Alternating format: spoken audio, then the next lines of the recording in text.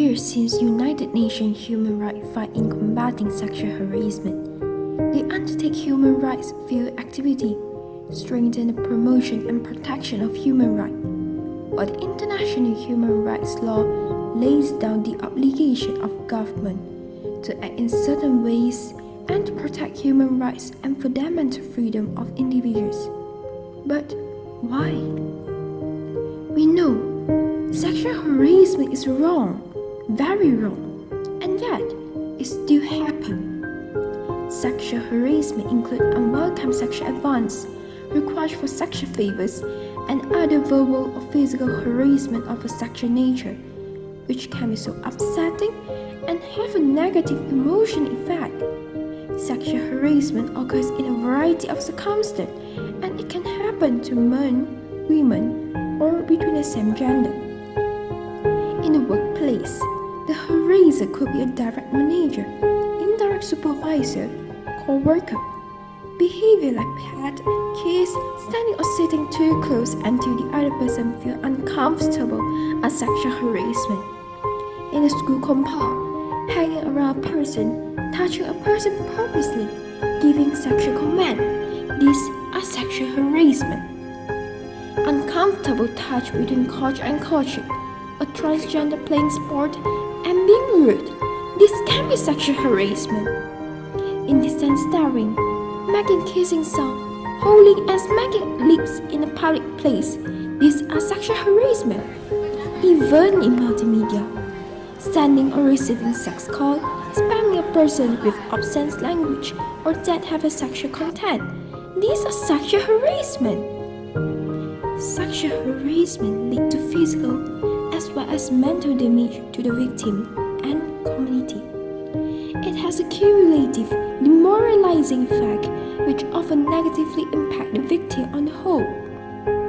Thus, there's an urgent call to stop sexual harassment. You should ask yourself if your verbal or non-verbal behavior might have a negative effect on others.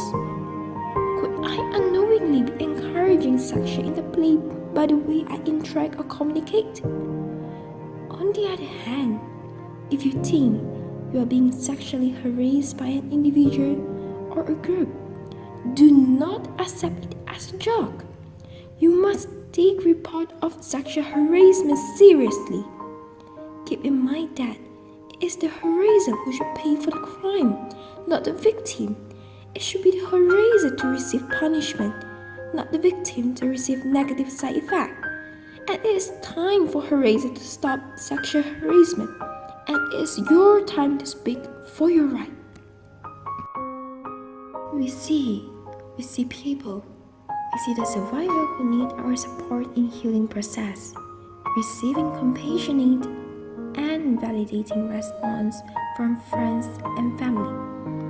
You may have difficulty in knowing what to say or do to help your loved one. It's okay to not have all the answer. Non-judgmental listening and simply being there can be a wonderful support for the survivor. Let your loved one know that you care them, that you don't blame them, and you believe in them. Let your loved one know that you will support them, that you will accompany them, and you will wait for them to live a normal life. Let your loved one know that there will be hero rescuing, and there will be zero sexual harassment soon.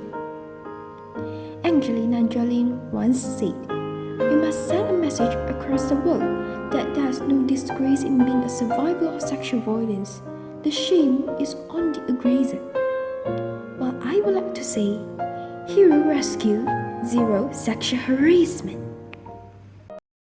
Zero sexual harassment. Zero sexual harassment. Zero sexual harassment. Zero sexual harassment. Hero rescue, zero sexual harassment.